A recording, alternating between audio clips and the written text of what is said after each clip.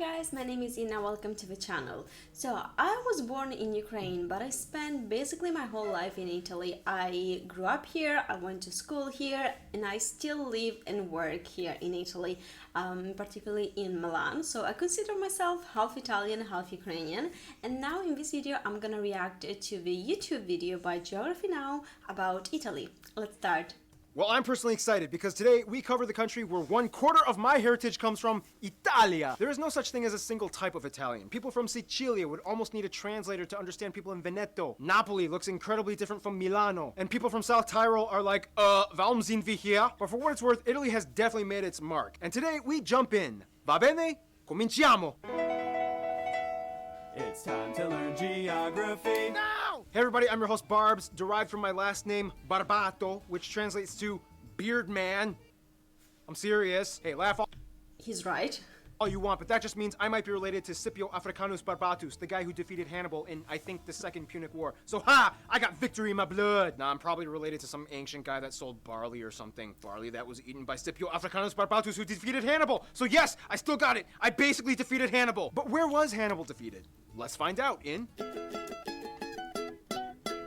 Italy, it's all about tutte le strade portano a Roma. First of all, Italy is that boot-shaped country kicking two deflated soccer balls located in Europe at the heart of the Mediterranean Sea, bordered by France, Switzerland, Austria, and Slovenia in the north, and two microstates are completely engulfed within Italy, the Vatican City and San Marino, which is like the easiest country to sneak into. Like seriously, there's a Japanese restaurant and a sports store next to the entrance with no guards. With two, this makes Italy the country with the most other countries enclaved inside of it. South Africa was so close with Swaziland, but then Mozambique had to exist. Oh, and there was that time Reggio tried to secede from Italy back in the 70s, which almost made it 3, but that's a whole other story. Just look it up. The country is divided into 20 regions with the capital Rome. 5 of the regions have special autonomous status: Sardinia, Sicily, Trentino Alto or Sud Tirol, otherwise known as South Tyrol, Aosta Valley, and Friuli Venezia Giulia. The country's largest cities are, of course, the capital Rome, then Milano, Milan, where I live.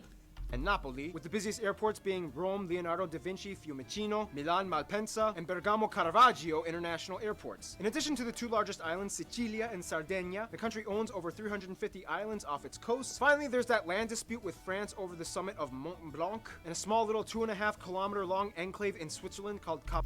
That's actually so cool, like about the Mont Blanc thing that he's talking about. I've been there, and basically you go up with what is called the Skyway, so like, how is it called? Like a cable car, and like basically you have this beautiful scenery view of the Alps, like there's a building and everything, and then there's a door that tells you this door represents the border between Italy and France. Like you literally open the door, cross it, and you're in France.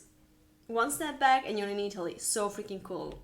Campione d'Italia, which is kind of like a special spot exempt from the EU value-added tax zone, which makes sense because it has Italy's largest casino. Phew, Italy, you got some It's been closed.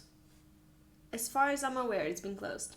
fanatics going on. The funny thing is, modern Italy once even tried to take a stab at colonialism in the late 19th and early 20th centuries, with areas stretching from the Balkans, Northern Africa, and the Horn of Africa, including a short kind of occupation of Ethiopia, but it didn't last that long because the Ethiopians fought back relentlessly. And to this day, it's back to the boot with two deflated soccer balls. Guys, I'll convert metric for you, but I call it soccer, okay? The Canadians, South Africans, Australians, Kiwis, Japanese, and parts of Ireland and the Philippines and Papua New Guinea all agree with me, okay? It's not just Americans that call it soccer. Vuoi dire calcio?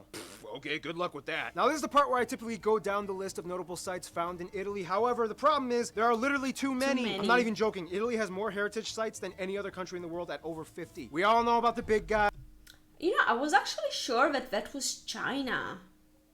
Huh, when was this video shot? Are there any updates that I missed? Because I thought that it was China that had most UNESCO World Heritage Sites. Interesting. Guys, so I'm not going to mention most of them. Instead, through my extensive research, here are some obscure, lesser-known, yet equally fascinating spots worthy of noting. The dining table of Bilalante, the Bomarzo Horror Garden, Ai Piapi, a theme park made of rides that require your own kinetic energy to operate, the necropolis of Banditaccia, La Scarzuola Monastery, the free wine fountain of Camino di San Tommaso. Let that just sink in.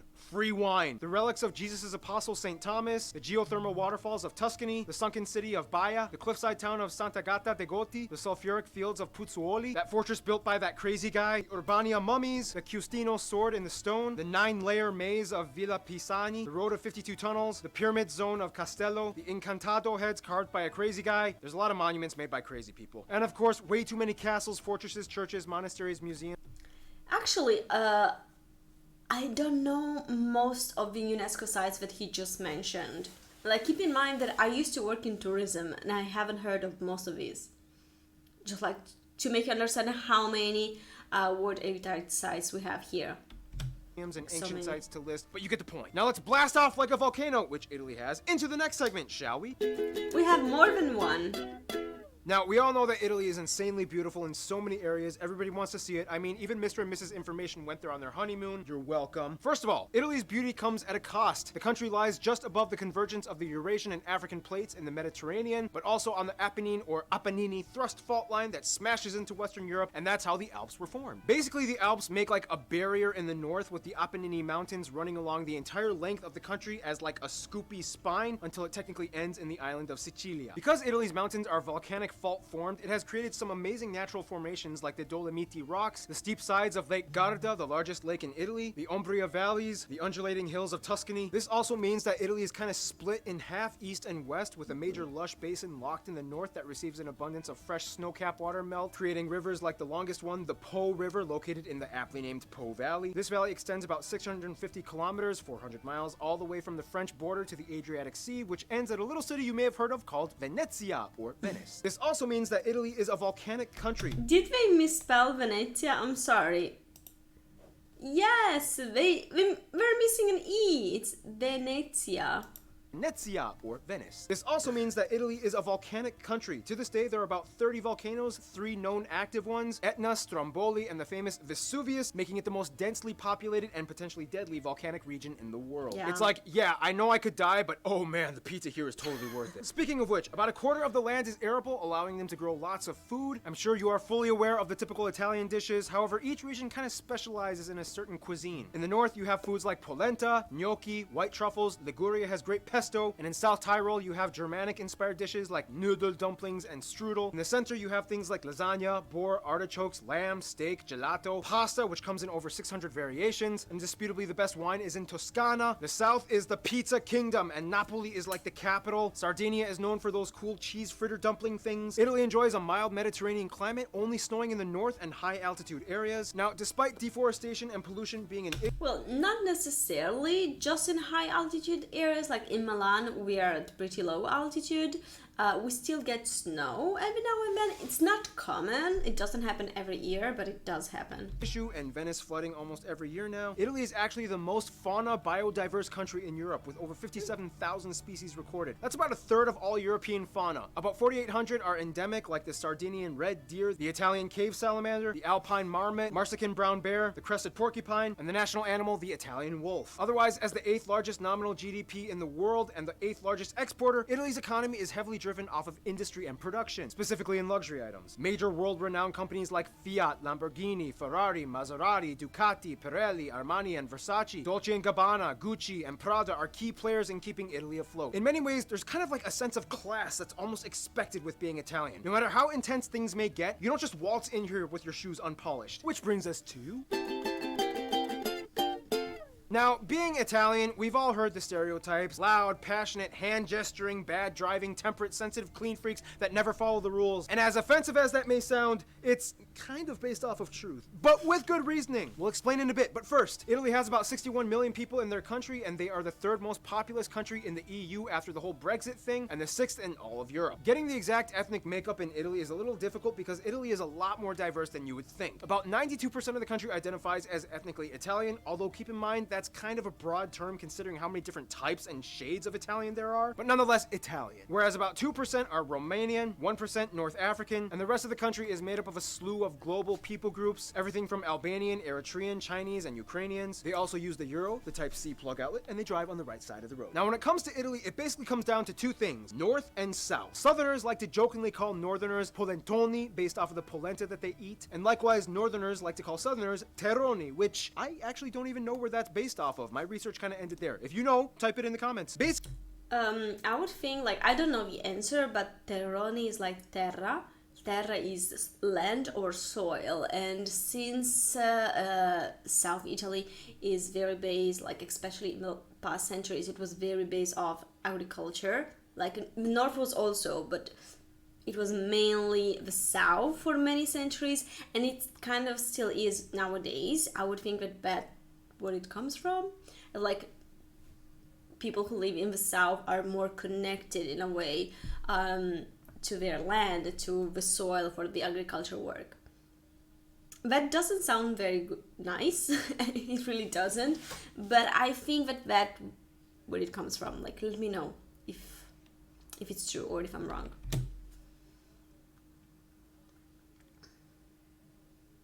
Basically, the North is like where all the financial districts and stereotypical uppity, preppy people live, whereas the South is kind of like where the rustic, tough people live. Plus, you know, the South is kind of like mafia territory. Oh, come on, everybody already knows it. You have the Costa Nostra in Sicilia, Ndrangheta in Calabria, the Camorra in Campania, and the Sacra Corona Unita in Puglia. Don't worry though, if you visit as a tourist, you should be fine. It's not much of a big deal anymore. I mean, unless you start a mob war by yourself, nothing will pretty much happen. So, no starting mob wars, okay? Got it? Aww. There are so many different dialects and subgroups, like South Tyrol mostly speaks German, kind of. Aosta Valley speaks French, sort of. No, but seriously, the standard Italian language spoken and taught today is based off of the Florentine version of Tuscan Italian, which is kind of like an intermediate between the Gallo-Romance dialects of the north and the Italo-Dalmatian dialects of the south. This all happened because prior to Italian unification, the country was split between multiple kingdoms and states, each with their own semi-Latin based language, which made communication a little bit of a challenge. For example, in standard Italian, you might say di dove sei, but in Sicilian, di unisi, in standard, ciao, come stai, tutto bene, but in Venetian,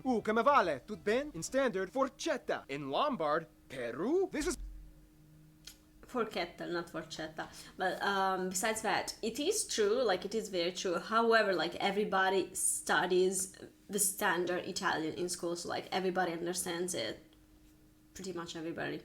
one of the reasons why Italians attribute the creation of the famous Italian hand gestures. People would travel barely 50 kilometers and find themselves in a hard-to-understand dialect region. So essentially, they had to kind of get their point across fast. There's a saying that Italians have l'arte di arrangiarsi, or the art of arranging, which translates to something like the art of figuring it out on your own. When words fail, hands succeed. There's no specific code, but some generally accepted gestures include things like mi dispiace, sei pazzo, bere vino, bellissimo, delicioso, stai attento, ma cosa dici? Perfecto, and vai la corona. Speaking of societal background, we don't have enough time to explain the entire history of Italy, but in the quickest way I can put it, Etruscans, Romans, Christianity, ridiculous amount of separate kingdoms and feudal states, barbarian invasions, Byzantines, medieval kingdoms, Renaissance, Napoleonic invasions, Sardinia, Piedmont unifies Italy after 3 independence wars, or 4 depending on who you ask, mass emigration to other countries begins, World War I, fascism, World War II, resistance movement, after war, economic boom, 2008 crisis, which brings us here today. Basically, the epicenter of ancient Rome was here, hence the capital being named Rome. Speaking of which, even though the Italian monarchy ended long ago, there are still 2 descendants that still exist today acting as heir apparents. The Catholic Church has played a major role in Italy even to this day. Almost every single town has at least one church. About 88% of the country identifies as Catholic, however, only a third say they are active practitioners on a weekly basis. And one of the reasons why Italy has made such a universal mark is partially because between the late 1800s and early 1900s, Italy experienced a mass emigration in which over the years, around 25 million left. This is considered the largest mass migration of contemporary times. Suddenly you have new communities of Italians all over the world in places like Brazil, Argentina, the US, UK, and France. Oh wow, this video is running long and I didn't even get to talk about the deadly Calcio Florentino Game of Florence or the Santa Maria delle Grazie Snake Festival, Opera Pupi in Sicilia. So many cool things, but we gotta move on. Some notable people either from Italy or of Italian descent might include people like Cicero, Michelangelo, Leonardo da Vinci, Dante Alighieri, Niccolo Machiavelli, Donatello, Caravaggio, Galileo Galilei, Christopher Columbus, Amerigo Vespucci, Marco Polo, Niccolo Paganini, Giuseppe Garibaldi, Luigi Pirandello, Federico Fellini, Luciano Pavarotti, Andrea Bocelli, Umberto Eco, Sofia Loren, Valentino Rossi, Roberto Baggio, Monica Bellucci, Silvio Berlusconi, Enzo Ferrari, Donatella Versace, Giorgio Armani. Mainstream American artists of Italian descent might include so many stars like Frank Sinatra, Robert De Niro, Al Pacino, Sylvester Stallone, Leonardo DiCaprio, Steve Buscemi, Quentin Tarantino, Ariana Grande, Lady Gaga. Even Nicolas Cage has some Italian in him. Again, Italian people have such a strong and solid history and culture, but what does the rest of the world think of them? And what do they think about their neighbors? Well, that brings us to...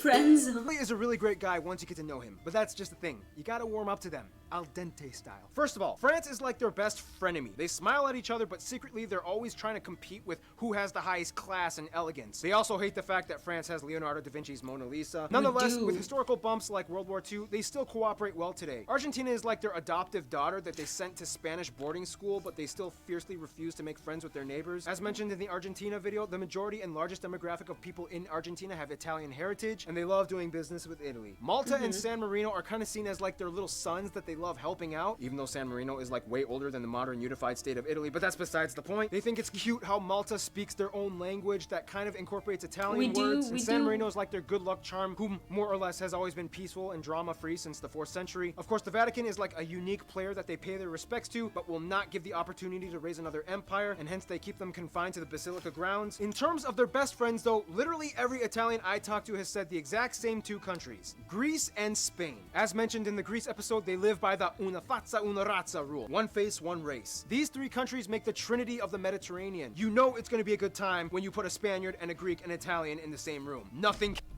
I have never heard this before, never. can stop them. They own the seas, they trade, they share stories, they drink together, they marry the crap out of each other. In conclusion, for centuries, Italy has been a beacon of art, literature, fashion, architecture, history, religion, cuisine, traditions, and landmarks to the rest of the world. And personally, I'm proud to be a part of it. But most importantly, I'm proud that my barley-selling bearded ancestors basically killed Hannibal and saved the universe. And I get to take like at least 40% of their credit. So basically, I saved the universe. Totally true, not made up, 100% fact. Stay tuned, the Ivory Coast is coming up next. I have to say that was fun to watch. It's always so good to see how people appreciate the things that you grew up with. And I didn't expect to learn stuff. I was expecting to know basically everything, but I didn't. I learned something new, so that's good. So yeah, like I'm gonna do more reactions like these ones if you want to stick around. The next one that I'm gonna do is about Ukraine, where I was born. So thank you very much for watching, and make sure you subscribe and hit that like button. Bye!